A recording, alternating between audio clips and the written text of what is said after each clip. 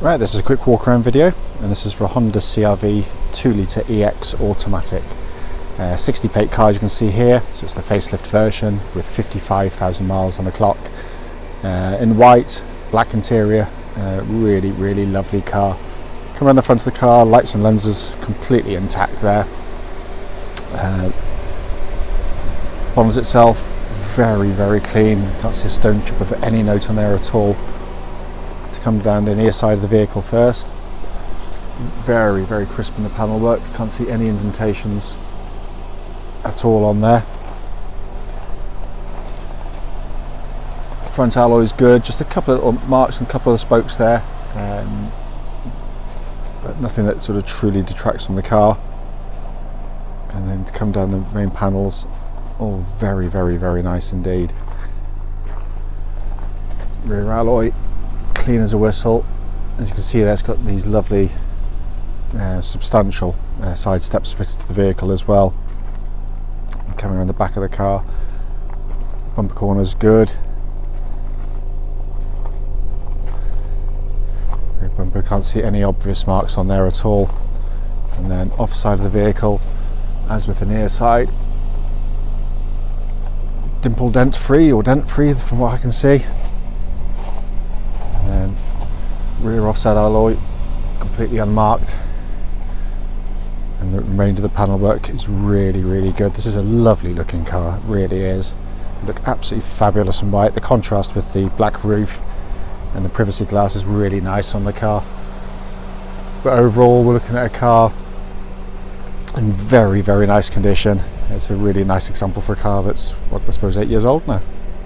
Let's come to the back of the car now. The car comes with its full complement of equipment in the back. The middle shelf there, tonneau cover is all here and intact. It sort of spins back. Rear shelf, as I say quite often, I've never really found a great use for them, but people do, I'm sure they do. But if you don't want to use them, you've got this shaped recess here, and that just then pops straight down over the top and hardly impinges on sort of boot space at all. It's a very clever idea, but we're talking about a massive boot there. Let's come to the back of the car now. Rear door card, very clean indeed. Fitted with a full set of mats inside the car, all in very good condition as well. Blue ambient lighting in the footwell areas, looks really nice indeed. Back of the seats, a favourite for getting marked on CR-Vs and cars of this type, are actually very good on this, hardly a mark of any note at all. And the leatherwork is absolutely beautiful. There's also a huge amount of rear legroom on these CR-Vs. If you don't need all that legroom, you can also put the seats backwards, and you've got a little bar underneath here, so you can pull the seats forward and back on runners as you can do with front seats on normal cars. Coming to the front of the car now, driver's door card, again very nice indeed. Footwell areas, all very good, and driver's seat and passenger seat there look absolutely beautiful. Inside the car now, passenger door card there again, absolutely fantastic. The dashboard itself looks pretty much as new in all honesty. As you can see there, sat nav working perfectly. Pop it into reverse, your parking sensors kicking in, and also lovely rear parking camera, all working exactly as it should. But it really is in fabulous order in here. See, heated seats, all the recesses nice and clean and tidy. Then just come across the main instrument binnacle. As you can see there, 55,903 miles, and apart from low fuel light, there's absolutely no warning lights on the car. Then multifunction steering wheel with auto lights, auto wipers, and then audio controls, cruise control, and then you've got information display on the right and hands-free functions on the left hand side. But it really is in fabulous condition, this car. Beautiful inside, fully serviced from new. We've just serviced it as well, so it literally is ready to go. What will follow this video will be a road test of this very car. Right then, this is a quick road test video, and this is for a Honda CR-V 2-litre EX automatic. This particular car is registered RE60RHU, and mileage at the start is 55,897 miles. The reason for the road tests is very simple. We just want customers to see the cars we're selling actually in operation prior to people coming to see us. That way, if there's any issues with the vehicle, I can, and I always do, relay them back to you. You know, we've been on the receiving end ourselves of going to see cars when we've asked people fundamentally if there's anything wrong with the car, and then you get to drive it and find there's warning lights on or there's something amiss, which, you know, is clearly obvious to anybody. Very frustrating and a complete waste of people's time, so that's why we do it. It's also done on the same very quiet country roads just outside our premises, so hopefully you'll be representative of what you should feel when you see and drive the car if you're interested in purchasing it. So coming to the car itself, engine starts absolutely instantly, settles to a very smooth, very even idle. There's no warning lights on the dashboard at all, apart from just a low fuel light, and that's it, which I'll attend to, obviously. Temperature gauge, and it's been running for some time now, is at a 3rd, which is exactly where it should be on a Honda car, petrol, diesel or otherwise. Engine pulls really sweetly. They're fabulous engines, very, very, very strong, take enormous mileages in their stride. Cam chain driven, so there's no belts to worry about on them either, so no big service looming. But it's just the way they operate. They're very smooth, very economical. But you know, they've got a reliability record second to none in class, and certainly as durable as anything, if not more so. Engine then runs through into the Honda automatic gearbox, which is a classic Honda box. Nice, smooth shifting, very, very quick to respond. Gear changes are swift, slick, and it's just very well suited to the car, in all honesty. You know, you hardly feel the changes. They're very well done.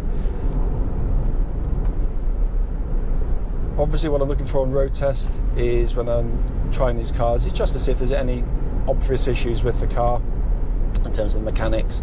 Any strange noises from the engine or gearbox. There's none at all. And also they do what I recommend everybody does, which is the static test on an auto box. Just park it, put it into neutral, select reverse, select drive, just see if there's any delays in engagements or any kind of noticeable thuds or thunks when it goes in. You shouldn't get any on a Honda gearbox of any age or mileage, really, and certainly not this mileage, and there's nothing to report on this one. It's absolutely spot on.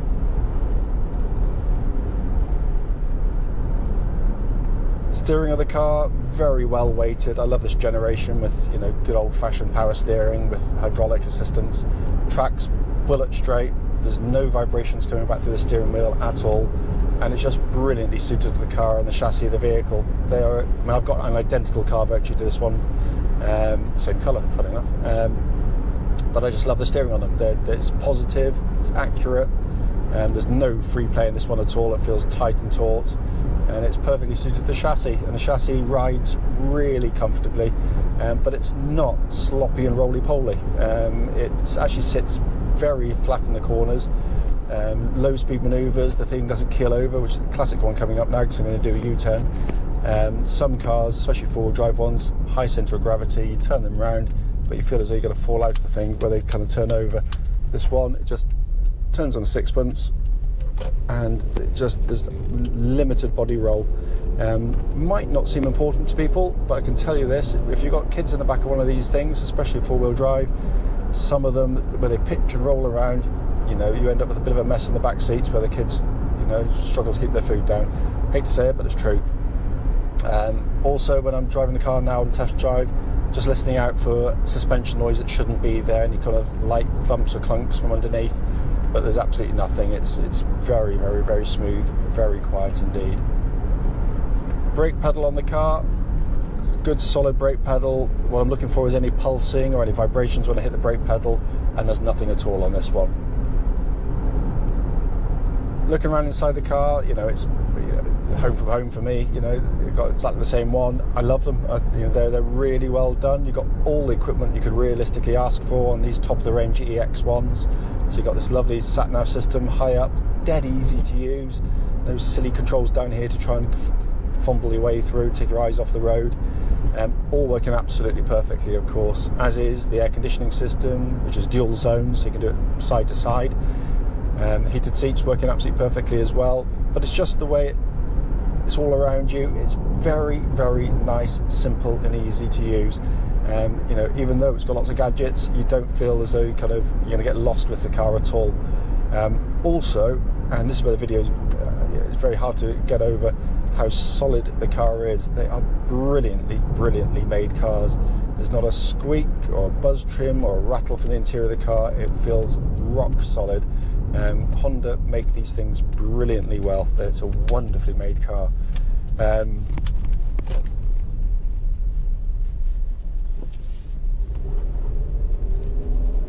Looking at the instrument gauge itself, gauges all working absolutely perfectly, pixelation's spot on, but it's a nice, clear, very much a classic Honda dashboard rather. Two big symmetrical dials, nicely laid out, dead easy to take the information in. Down below that, auto lights, auto wipers, and then your multi-function steering wheel, which is working exactly as it should. For those that don't know, and I'm sure you do, this obviously is a four-wheel drive car. But Honda, in their wisdom, worked out very quickly, as the world's best seller of these things, that most people wouldn't be using four-wheel drive 90% of the time, or even more than that. So why have it running when you don't need it? Because all that's going to do is, you know, use up your tyres more quickly, get through your fuel more quickly, and put extra mechanical wear on the vehicle. So it runs in front-wheel drive, the most efficient way to drive a car,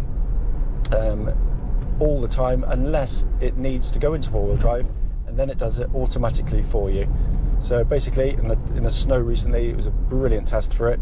All you actually do is put your foot down. If you get any wheel spin, the car reacts immediately, and it brings in the rear wheel drive as well to give you four-wheel drive, and it's just like this seamless, suddenly get grip and go, and it is amazingly effective. It really is. And the beauty of the system is its simplicity. The fact that it's so simple means we've never had an issue, and we've sold thousands now of CRVs, and we've not had a single issue with the four-wheel drive system. It is the most reliable four-wheel drive system out there by a country mile. Point to the video clearly was to pick up any issues on the car. I can't find anything to report back to you, and it's not for want of trying, so please don't think I'm just ticking boxes. I don't do that. It drives beautifully well. However, if I've missed anything on the video, don't hesitate, give me a call, and I'll obviously answer any questions you might have about the car.